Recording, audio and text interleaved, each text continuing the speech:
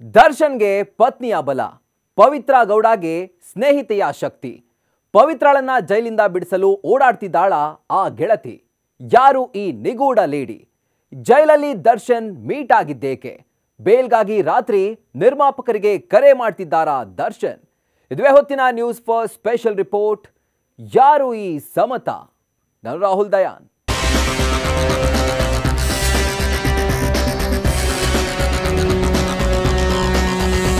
ನಾನು ಏಕಾಂಗಿ ಅಂತ ಜೈಲೊಳಗೆ ದಿಕ್ಕೆಟ್ಟು ಕೂತಿದ್ದ ದರ್ಶನ್ ಗೆಳತಿ ಪವಿತ್ರ ಗೌಡ ಪಾಲಿಗೆ ಈ ಮಹಿಳೆ ಹೊಸ ಬೆಳಕಿನಂತೆ ಬಂದ್ರ. ಪವಿತ್ರ ಗೌಡಳಿಗೆ ಬೇಲ್ ಕೊಡಿಸೋದಕ್ಕೆ, ಕಾನೂನು ಕುಣಿಕೆಯಿಂದ ಪಾರ್ ಮಾಡೋದಕ್ಕೆ ಈ ಮಹಿಳೆ ಶತಪ್ರಯತ್ನ ಮಾಡ್ತಿದ್ದಾರಾ? ಪವಿತ್ರಳನ್ನ ಬಿಡುಗಡೆ ಮಾಡಿಸೋ ಸಲುವಾಗಿಯೇ ಈಕೆ ದರ್ಶನ್ರನ್ನ ಭೇಟಿಯಾಗಿ ಮಾತುಕತೆ ಮಾಡಿ ಬಂದ್ರ. ಈ ನಿಗೂಢ ಮಹಿಳೆಯ ಸುತ್ತ ಹುಟ್ಕೊಂಡಿರೋ ಪ್ರಶ್ನೆಗಳ ಉತ್ತರವೇನು? ಅಷ್ಟಕ್ಕೂ ಈ ಮಹಿಳೆ ಯಾರು ಎಂಬ ರೋಚಕ ಸ್ಟೋರಿ ಇದು ಇಲ್ಲಿದೆ ನೋಡಿ.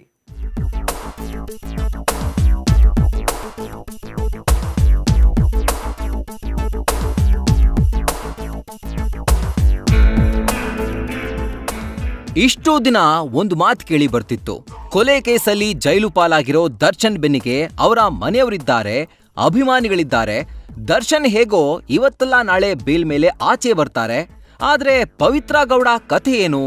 ಪವಿತ್ರ ಗೌಡಗೆ ಇನ್ಯಾರ ದಿಕ್ಕು ಅಂತ ಹಲವರು ಮಾತನಾಡಿಕೊಳ್ತಿದ್ರು. ಬಟ್ ನಿಮಗೆಲ್ಲ ಗೊತ್ತಿಲ್ಲ, ದರ್ಶನ್ನ ಬಿಡಿಸ್ಕೊಳ್ಳೋದಕ್ಕೆ ಅದೇಗೆ ಅವರ ಕಡೆಯವರು ತಲೆ ಉಪಯೋಗಿಸ್ತಿದ್ದಾರೋ ಅದೇ ರೀತಿ ಪವಿತ್ರ ಗೌಡಳನ್ನು ಕಾಪಾಡೋದಕ್ಕೆ ಒಬ್ರು ಓಡಾಡ್ತಿದ್ದಾರಂತೆ. ಅದೆಷ್ಟು ನಿಜವೋ ಸುಳ್ಳೋ ಗೊತ್ತಿಲ್ಲ. ಆದ್ರೆ ಪವಿತ್ರ ಗೌಡ ಜೈಲು ಸೇರಿದಾಗಿನಿಂದ ಆಕೆಯಷ್ಟೇ ಚಡಪಡಿಸ್ತಾ ಇರೋ ಮತ್ತೊಂದು ಜೀವದ ಕಥೆ ತುಂಬಾ ಜನರಿಗೆ ಗೊತ್ತೇ ಇಲ್ಲ.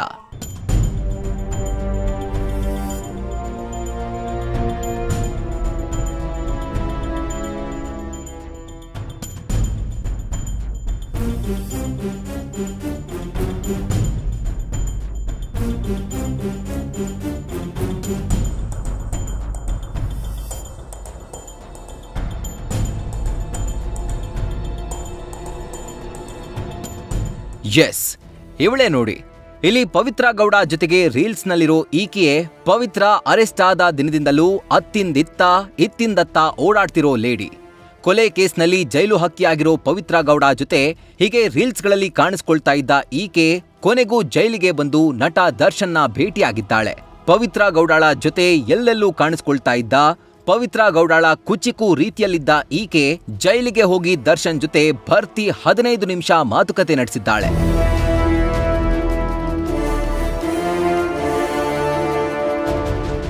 ಹಾಗಾದ್ರೆ ಪವಿತ್ರ ಗೌಡ ರೀಲ್ಸ್ನಲ್ಲಿ ಮಿಂಚ್ತಾ ಇದ್ದ ಈಕೆ ಜೈಲಲ್ಲಿರೋ ದರ್ಶನನ್ನ ಭೇಟಿಯಾಗಿದ್ಯಾಕೆ? ಕುಟುಂಬಸ್ಥರು, ಅತ್ಯಂತ ಆತ್ಮೀಯರ ಜೊತೆಯಷ್ಟೇ ಮಾತನಾಡಲು ಮನಸ್ಸು ಮಾಡ್ತಾ ಇರೋ ದರ್ಶನ್ ಈಕೆಯ ಜೊತೆ ಮಾತನಾಡೋಕೆ ಒಲವು ತೋರಿದ್ಯಾಕೆ? ಅಷ್ಟಕ್ಕೂ ಪವಿತ್ರ ಗೌಡ ಜೊತೆ ರೀಲ್ಸ್ನಲ್ಲಿ ಇರ್ತಾ ಇದ್ದ ಈಕೆ ಯಾರು? ಈಕೆಗೂ ಪವಿತ್ರ ಗೌಡಗೂ ಏನ್ ನಂಟು? ಜೈಲಲ್ಲಿರೋ ದರ್ಶನ್ಗೆ ಈಕೆ ಹೇಳಿದ್ದೇನು? ಈ ರೀತಿಯ 10 ಪ್ರಶ್ನೆಗಳೀಗ ದರ್ಶನ್ ಕೇಸ್ ಸುತ್ತ ಸಂಚಲನ ಸೃಷ್ಟಿಸಿವೆ.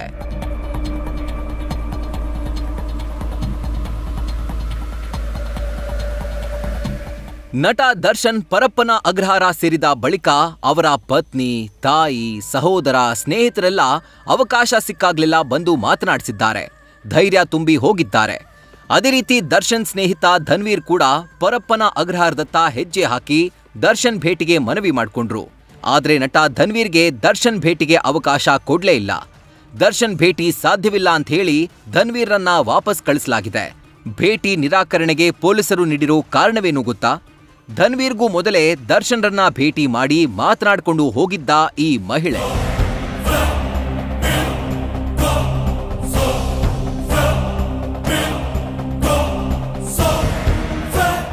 ಎಸ್, ನಟ ಧನ್ವೀರ್ಗೂ ಮೊದಲೇ ಈ ಮಹಿಳೆ ದರ್ಶನ್ರನ್ನ ಭೇಟಿ ಮಾಡಿ ಹೋಗಿದ್ರು. ಇಂತಿಷ್ಟೇ ಜನಕ್ಕೆ ಭೇಟಿಗೆ ಅವಕಾಶ ಇರೋದ್ರಿಂದಾಗಿ ಧನ್ವೀರ್ರನ್ನ ವಾಪಸ್ ಕಳಿಸಲಾಗಿತ್ತು. ಹಾಗಾದ್ರೆ ದರ್ಶನ್ರನ್ನ ಭೇಟಿ ಮಾಡಿರೋ ಈ ಮಹಿಳೆ ಯಾರು? ದರ್ಶನ್ರನ್ನ ಭೇಟಿ ಮಾಡಿದ ಈ ಮಹಿಳೆ ಪವಿತ್ರ ಗೌಡಳನ್ನ ಭೇಟಿ ಮಾಡ್ಲಿಲ್ವಾ? ಏನಿದು ನಿಗೂಢ ಮಹಿಳೆಯ ಭೇಟಿ ರಹಸ್ಯ ಎಂಬ ಪ್ರಶ್ನೆಗೆ ಉತ್ತರ ನಿಜಕ್ಕೂ ರೋಚಕ. ಪವಿತ್ರಳನ್ನ ಜೈಲಿಂದ ಬಿಡಿಸಲು ಓಡಾಡ್ತಿದ್ದಾಳ ಆ ಗೆಳತಿ. ಯಾರು ಈ ನಿಗೂಢ ಲೇಡಿ? ಜೈಲಲ್ಲಿ ದರ್ಶನ್ ಮೀಟ್ ಆಗಿದ್ದೇಕೆ? ಬೇಲ್ಗಾಗಿ ರಾತ್ರಿ ನಿರ್ಮಾಪಕರಿಗೆ ಕರೆ ಮಾಡ್ತಿದ್ದಾರಾ ದರ್ಶನ್?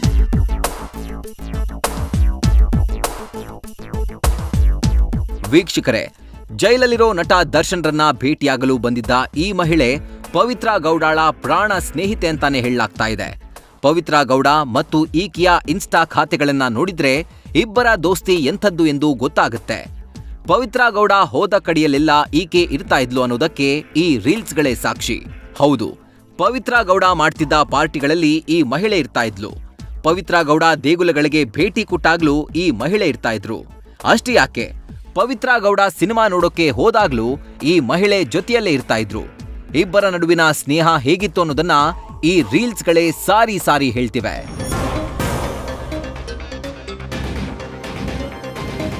ಅಷ್ಟಕ್ಕೂ ಈಕೆಯ ಹೆಸರು ಸಮತಾ ಅಂತ.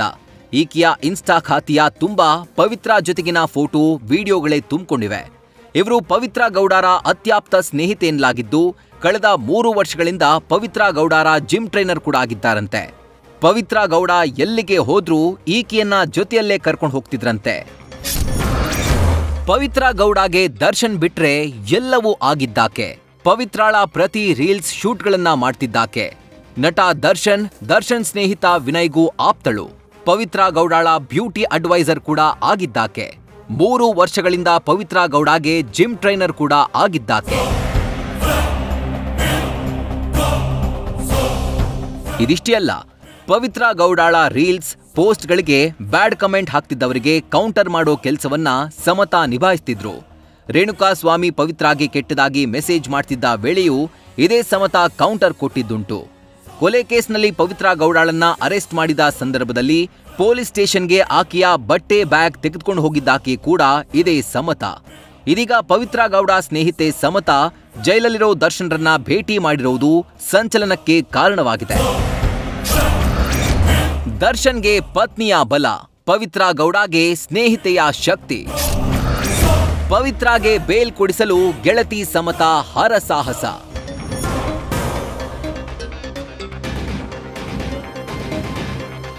ನಟ ದರ್ಶನ್ ಜೈಲು ಸೇರಿದ ಬಳಿಕ ಅವರನ್ನ ನೋಡೋಕೆ 10 ಮಂದಿ ಬಂದು ಹೋಗಿದ್ದಾರೆ.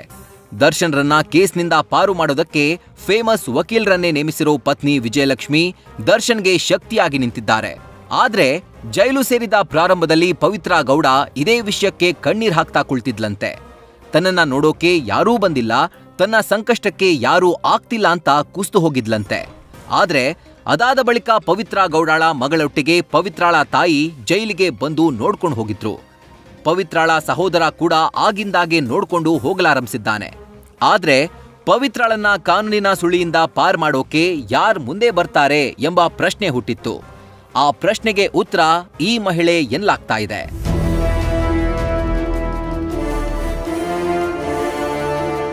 ದರ್ಶನ್ ಗೆಳತಿ ಪವಿತ್ರ ಗೌಡಾಳ ಸ್ನೇಹಿತೆ, ಜಿಮ್ ಟ್ರೈನರ್, ಪರ್ಸನಲ್ ಅಡ್ವೈಸರ್ ಎಲ್ಲವೂ ಆಗಿರೋ ಈ ಸಮತಾ ಈಗ ಗೆಳತಿಯ ರಕ್ಷಣೆಗೆ ಮುಂದಾಗಿದ್ದಾರಾ ಎಂಬ ಪ್ರಶ್ನೆ ಹುಟ್ಟಿದೆ.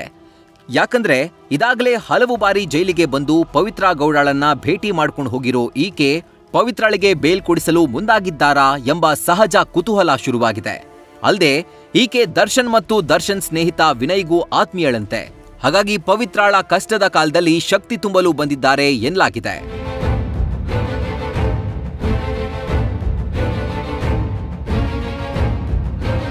ಆದ್ರೆ ಪವಿತ್ರ ಗೌಡಾಳನ್ನ ಕಾನೂನು ಕುಣಿಕೆಯಿಂದ ಪಾರು ಮಾಡಲು ಪ್ರಯತ್ನ ಮಾಡ್ತಾ ಇರೋ ಈ ಸಮತಾ ದರ್ಶನ್ನ ಭೇಟಿಯಾಗಿದ್ದಾದ್ರೂ ಯಾಕೆ ಎಂಬ ಪ್ರಶ್ನೆ ಹುಟ್ಟುತ್ತೆ. ಅದಕ್ಕೆ ಸಂಬಂಧಪಟ್ಟಂತೆ ನಿಖರ ಕಾರಣ ತಿಳಿದು ಬಂದಿಲ್ಲ. ಆದ್ರೆ ಕೆಲವು ಮೂಲಗಳ ಪ್ರಕಾರ ಪವಿತ್ರ ಗೌಡ ದರ್ಶನ್ಗೆ ಕೆಲವೊಂದು ವಿಷಯ ಮುಟ್ಸೋದಕ್ಕೆ ಈ ಸಮತಾರನ್ನ ಕರೆಸ್ಕೊಂಡಿದ್ದಾರೆ ಎನ್ನಲಾಗಿದೆ. ಅಲ್ಲದೆ ಪವಿತ್ರಾಳ ಬಗ್ಗೆ ಬೇಸರಗೊಂಡಿದ್ದ ದರ್ಶನ್ರನ್ನ ಸಮಾಧಾನ ಮಾಡೋದಕ್ಕೂ ಸಮತಾ ದರ್ಶನ್ ಭೇಟಿ ಮಾಡಿದ್ದಾರೆಂದು ಹೇಳಲಾಗಿದೆ. ಪವಿತ್ರ ಗೌಡಾಳನ್ನ ಇದಾಗಲೇ ಭೇಟಿ ಮಾಡಿದ್ದ ಗೆಳತಿ ಸಮತಾ ದರ್ಶನ್ ಭೇಟಿಗಾಗಿ ಕಳೆದ 10 ದಿನಗಳಿಂದ ಪ್ರಯತ್ನ ಮಾಡ್ತಿದ್ರಂತೆ. ಕೊನೆಗೂ ದರ್ಶನ್ ಭೇಟಿಗೆ ಅವಕಾಶ ಸಿಕ್ಕಿದೆ. ಭೇಟಿಯ ಸಂದರ್ಭದಲ್ಲಿ ಪವಿತ್ರ ಗೆಳತಿ ಸಮತಾ ದರ್ಶನ್ರನ್ನ ಸಮಾಧಾನ ಪಡಿಸೋಕೆ ಮುಂದಾಗಿದ್ರಂತೆ.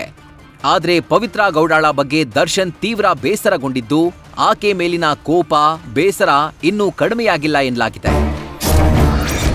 ವಾರದ ಹಿಂದೆ ಗೆಳತಿ ಬಗ್ಗೆ ಇನ್ಸ್ಟಾ ಪೋಸ್ಟ್ ಹಾಕಿದ್ದ ಸಮತಾ ಕತ್ತಲೆ ಕವದಾಗ ನಾನು ಜೊತೆಗೆ ನಿಲ್ತೇನೆ ಎಂದು ಪೋಸ್ಟ್. ಹೌದು, ಕಳೆದ ವಾರವಿನ್ನೂ ಈ ಸಮತಾ ಅವರು ತಮ್ಮ ಇನ್ಸ್ಟಾದಲ್ಲಿ ಪವಿತ್ರಾ ಗೌಡಳ ಬಗ್ಗೆ ಒಂದು ಪೋಸ್ಟ್ ಮಾಡಿದ್ರು. ಪವಿತ್ರಾ ಗೌಡ ಜೊತೆಗಿನ ರೀಲ್ಸ್ ವಿಡಿಯೋವೊಂದನ್ನ ಪೋಸ್ಟ್ ಮಾಡಿ ಕತ್ತಲೆ ಕವದಾಗ ನಾನು ಜೊತೆಯಲ್ಲಿರ್ತೇನೆ ಅಂತ ಬರೆದುಕೊಂಡಿದ್ರು. ಇದೀಗ ಗೆಳತಿಯನ್ನ ಕೇಸ್ನಿಂದ ಪಾರು ಮಾಡಲು ಅದಕ್ಕಿಂತ ಮೊದಲು ಬೇಲ್ ಸಿಗುವಂತೆ ನೋಡಿಕೊಳ್ಳಲು ಶಕ್ತಿಯಾಗಿ ನಿಂತಿದ್ದಾರೆ ಅಂತ ಹೇಳಲಾಗಿದೆ. ಅತ್ತ ದರ್ಶನ್ ಪರ ಪತ್ನಿ ವಿಜಯಲಕ್ಷ್ಮಿ ಟೊಂಕ ಕಟ್ಟಿ ನಿಂತಿರುವಾಗ ಇತ್ತ ಪವಿತ್ರಾ ಗೌಡ ಪರವಾಗಿ ಸ್ನೇಹಿತೆ ಸಮತಾ ಮುಂದೆ ಬಂದಿದ್ದಾರೆ ಎಂಬ ಮಾಹಿತಿ ಸಿಕ್ಕಿದೆ. ಇತ್ತ ಪವಿತ್ರಾ ಗೌಡ ಗೆಳತಿ ಸಮತಾ ಅವರು ದರ್ಶನ್ರನ್ನ ಭೇಟಿಯಾಗಿದ್ದನ್ನ ದರ್ಶನ್ ಕುಟುಂಬ ಆಕ್ಷೇಪ ವ್ಯಕ್ತಪಡಿಸಿದ್ಯಂತೆ.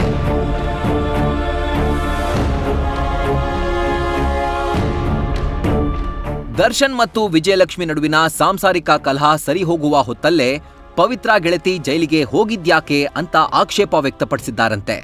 ಸಮತಾ ಪವಿತ್ರಾ ಗೌಡ ಗೆಳತಿಯಾಗಿದ್ರೆ ಆಕೆಯನ್ನ ಮಾತ್ರ ನೋಡ್ಕೊಂಡು ಹೋಗ್ಬೇಕಿತ್ತು.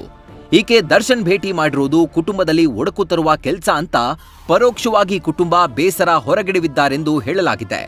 ಒಟ್ಟಾರೆ ಪವಿತ್ರಾ ಗೌಡಳ ಗೆಳತಿ ಸಮತಾ ದರ್ಶನ್ರನ್ನ ಭೇಟಿಯಾಗಿರುವುದು ದೊಡ್ಡ ಸಂಚಲನಕ್ಕೆ ಕಾರಣವಾಗಿರೋದಂತೂ ಸತ್ಯ.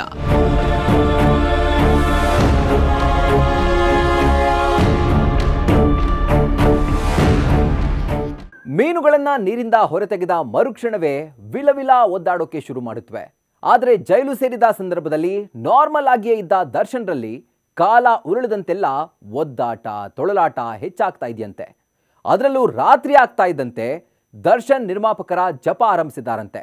ರಾತ್ರಿ ಆಗ್ತಾ ಇದ್ದಂತೆ ನಿರ್ಮಾಪಕರಿಗೆ ಕರೆ ಮಾಡಿ ಬೇಲ್ ಕೊಡಿಸಿ ಅಂತ ದುಂಬಾಲು ಬೀಳ್ತಿದ್ದಾರಂತೆ.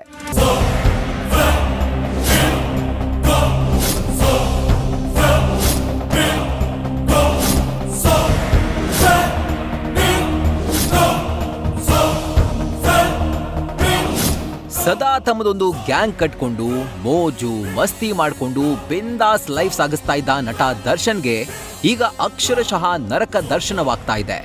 ಹಣ, ಯಶಸ್ಸು, ಕೀರ್ತಿಯಿಂದಾಗಿ ತಾನು ನಡೆದಿದ್ದೇ ದಾರಿ ಎಂದುಕೊಂಡಿದ್ದ ಕಾಟೇರ ದಿಕ್ಕೆಟ್ಟು ಕೂತಿದ್ದಾನೆ. ಜೈಲು ಸೇರಿದ ಬಳಿಕ ದರ್ಶನ್ಗೆ ಒಂದೊಂದು ಗಂಟೆಯೂ ಒಂದೊಂದು ದಿನ ಕಳೆದಂತೆ ಭಾಸವಾಗ್ತಿದ್ರೂ ಆಶ್ಚರ್ಯವಿಲ್ಲ. ಯಾಕಂದ್ರೆ ದರ್ಶನ್ ಮನಸ್ಸು ಈಗ ಬೇಲ್ ಬೇಲ್ ಬೇಲ್ ಅಂತ ಜಪ ಮಾಡ್ತಿದ್ಯಂತೆ. ತನ್ನನ್ನ ಬೇಲ್ ಮೇಲೆ ಹೊರಗೆ ಕರೆಸುವಂತೆ ದರ್ಶನ್ ನಿರ್ಮಾಪಕರಿಗೆ ದುಂಬಾಲು ಬಿದ್ದಿದ್ದಾರಂತೆ.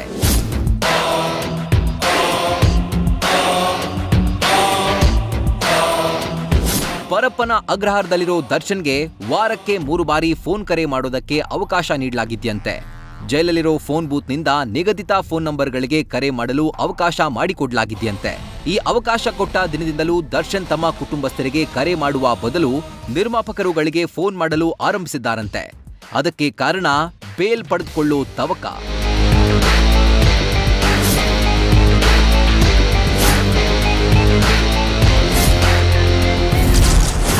ಸೆರೆಮನಿಯಲ್ಲಿ ಅರಮನೆ ನೆನಪು, ನಿರ್ಮಾಪಕರಿಗೆ ದಾಸ ದುಂಬಾಲು. ಬೇಲ್ಗೆ ಸಹಾಯ ಮಾಡುವಂತೆ ನಿರ್ಮಾಪಕರ ಎದುರು ಕಾಟೇರನ ಅಳಲು. ಜೈಲಿಂದಲೇ ಪ್ರೊಡ್ಯೂಸರ್ಸ್ಗಳಿಗೆ ಕರೆ ಮಾಡ್ತಾ ಇರೋ ನಟ ದರ್ಶನ್. ಜಸ್ಟ್ ಕೆಲವು ತಿಂಗಳು ಹಿಂದಕ್ಕೆ ಹೋದ್ರೆ ನಿರ್ಮಾಪಕ ಉಮಾಪತಿ ಅವರಿಗೆ ತಗಡು ಅಂತ ಕರೆದಿದ್ದ ಇದೇ ದರ್ಶನ್ ಇಂದು ನಿರ್ಮಾಪಕರುಗಳಿಗೆ ದುಂಬಾಲು ಬಿದ್ದಿದ್ದಾರೆ ಎನ್ನಲಾಗಿದೆ. ತಮ್ಮ ಸಿನಿಮಾಗಳನ್ನ ನಿರ್ಮಾಣ ಮಾಡಿರೋ ನಿರ್ಮಾಪಕರು ಮತ್ತು ಸಿನಿಮಾಗಳಿಗೆ ಬಂಡವಾಳ ಹಾಕ್ತಾ ಇರೋ ನಿರ್ಮಾಪಕರುಗಳ ನೆನಪಾಗಿ ಜಾಮೀನಿಗೆ ಅರೇಂಜ್ ಮಾಡುವಂತೆ ಕೋರಿಕೊಳ್ತಿದ್ದಾರಂತೆ. ನೋಡಿ ಕಾಲಚಕ್ರ ಹೇಗಿದೆ ಅಂತ.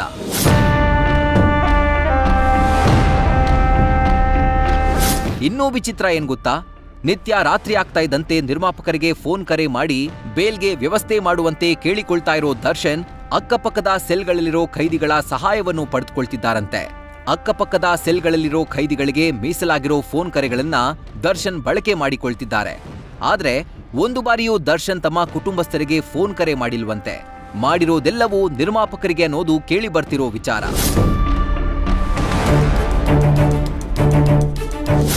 ನಟ ದರ್ಶನ್ಗೆ 10 ನಿರ್ಮಾಪಕರು ಕೋಟ್ಯಾಂತರ ರೂಪಾಯಿ ಅಡ್ವಾನ್ಸ್ ನೀಡಿದ್ದಾರೆ. ದರ್ಶನ್ಗೆ ಅಡ್ವಾನ್ಸ್ ಅಂದ್ರೆ ಲಕ್ಷಗಳಲ್ಲಿ ಅಲ್ಲ, ಕೋಟಿಗಳಲ್ಲಿರುತ್ತೆ. ಹಾಗಾಗಿ ಆ ನಿರ್ಮಾಪಕರೆಲ್ಲ ಈಗ ಆತಂಕದಲ್ಲಿದ್ದಾರೆ. ಆ ನಿರ್ಮಾಪಕರುಗಳಿಗೆ ಕರೆ ಮಾಡಿ ಸಹಾಯಕ್ಕೆ ಕೇಳ್ಕೊಂಡ್ರೆ ಹೇಗಾದ್ರೂ ಮಾಡಿ ತನ್ನನ್ನ ಬೇಲ್ ಮೇಲೆ ಹೊರಗೆ ಕರೆತರೋ ಪ್ಲಾನ್ ಮಾಡ್ತಾರೆ ಎಂಬುದು ದರ್ಶನ್ ಆಲೋಚನೆನಾ? ಇದು ದರ್ಶನ್ಗಷ್ಟೇ ಗೊತ್ತಿರಲಿಕ್ಕೆ ಸಾಧ್ಯ.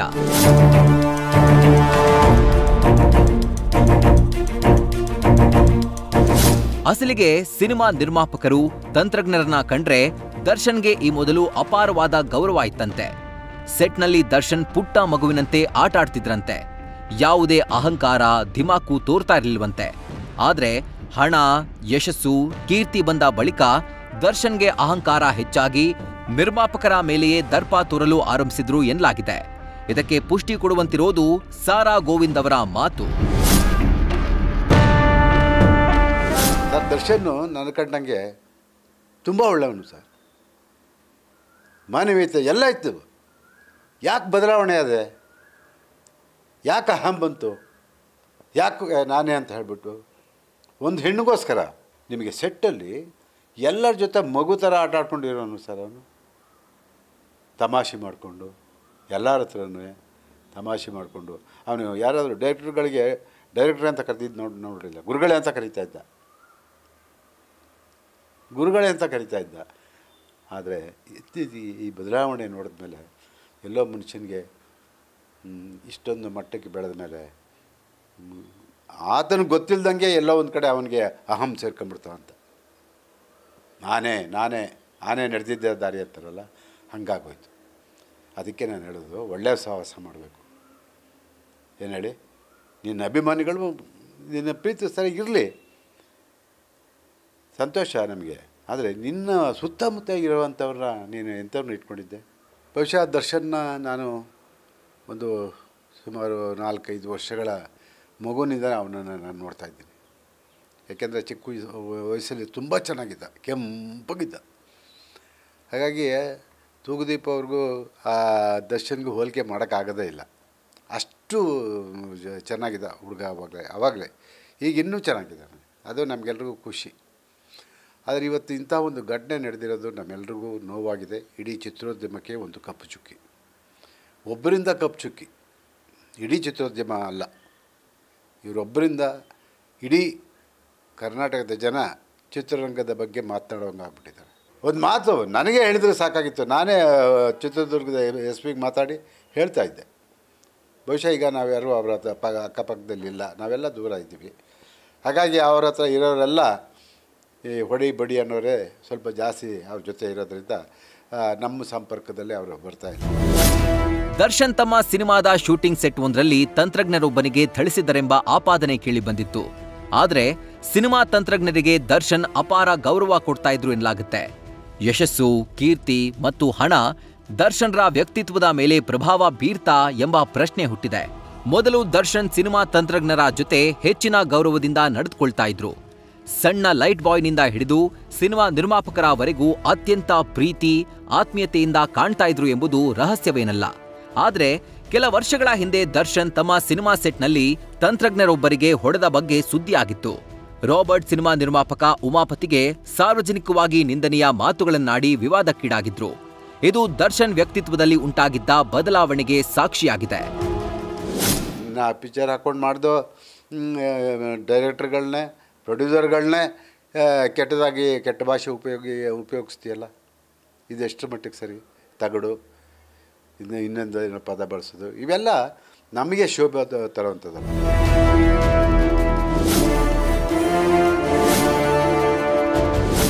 ಹೀಗೆ ಯಾರ ಬಗ್ಗೆ ಅಪಾರ ಭಕ್ತಿ ಇಟ್ಕೊಂಡಿದ್ರೋ ಅವರನ್ನೇ ತುಚ್ಛವಾಗಿ ಕಾಣುವಂತೆ ದರ್ಶನ್ ವ್ಯಕ್ತಿತ್ವ ಬದಲಾಗಿತ್ತು ಎನ್ನಲಾಗಿದೆ. ಆದರೆ ಈಗ ಅದೇ ನಿರ್ಮಾಪಕರ ಬಳಿ ದರ್ಶನ್ ಬೇಲ್ ಕೊಡಿಸುವಂತೆ ಅಂಗಲಾಚುವ ಪರಿಸ್ಥಿತಿ ಬಂದಿದೆ ಎಂಬುದು ಆಶ್ಚರ್ಯವೇನಲ್ಲ. ಯಾಕಂದ್ರೆ ಕಾಲಚಕ್ರ ಯಾರನ್ನು ಬಿಟ್ಟಿಲ್ಲ, ಯಾರನ್ನು ಬಿಡೋದೂ ಇಲ್ಲ. ಅದಕ್ಕೆ ದರ್ಶನ್ ಕೂಡ ಹೊರತಲ್ಲ.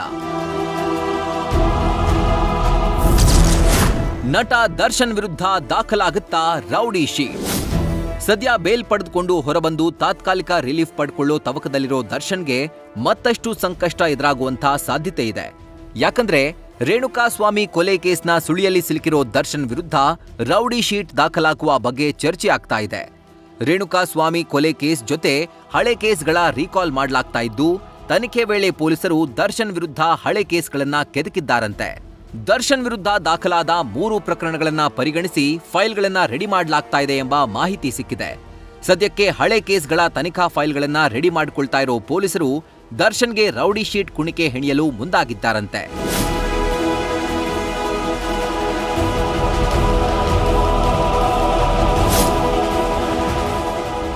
ಒಂದ್ ಕಡೆ ಗೆಳತಿಗೆ ಬೇಲ್ ಕೊಡಿಸೋದಕ್ಕೆ ಓಡಾಡ್ತಿರೋ ಪವಿತ್ರ ಗೌಡ ಸ್ನೇಹಿತೆ, ಮತ್ತೊಂದ್ ಕಡೆ ತನ್ನ ಕುಟುಂಬದವರನ್ನ ಬಿಟ್ಟು ನಿರ್ಮಾಪಕರಿಗೆ ಕರೆ ಮಾಡಿ ಬೇಲ್ ಕೊಡಿಸುವಂತೆ ಕೋರಿಕೊಳ್ತಾ ಇರೋ ದರ್ಶನ್. ಆಡಿದ್ದೇ ಆಟ ನಡೆದಿದ್ದೇ ದಾರಿ ಎಂಬಂತೆ ಓಡಾಡ್ಕೊಂಡಿದ್ದ ದರ್ಶನ್ ಮತ್ತು ದರ್ಶನ್ ಗೆಳತಿಯ ಇಂದಿನ ಪರಿಸ್ಥಿತಿ ಇದು. ಮಾಡಬಾರ್ದನ್ನ ಮಾಡಿದ್ರೆ ಆಗ್ಬಾರ್ದೇ ಆಗೋದೆಂಬುದಕ್ಕೆ ಈ ಇಬ್ಬರಿಗಂತ ಬೇರೆ ಉದಾಹರಣೆ ಬೇಕಾ? ಇದಾಗಿತಿ ಹೊತ್ತಿನ ವಿಶೇಷ. ಕ್ಷಣ ಕ್ಷಣದ ಮಾಹಿತಿಗಾಗಿ ನೋಡ್ತಾ ಇರಿ ನ್ಯೂಸ್ ಫಸ್ಟ್, ನಿರ್ಭೀತಿಯಿಂದ ನಿಮ್ಮ ಪರವಾಗಿ. ನ್ಯೂಸ್ ಫಸ್ಟ್, ನಿರ್ಭೀತಿಯಿಂದ ನಿಮ್ಮ ಪರವಾಗಿ.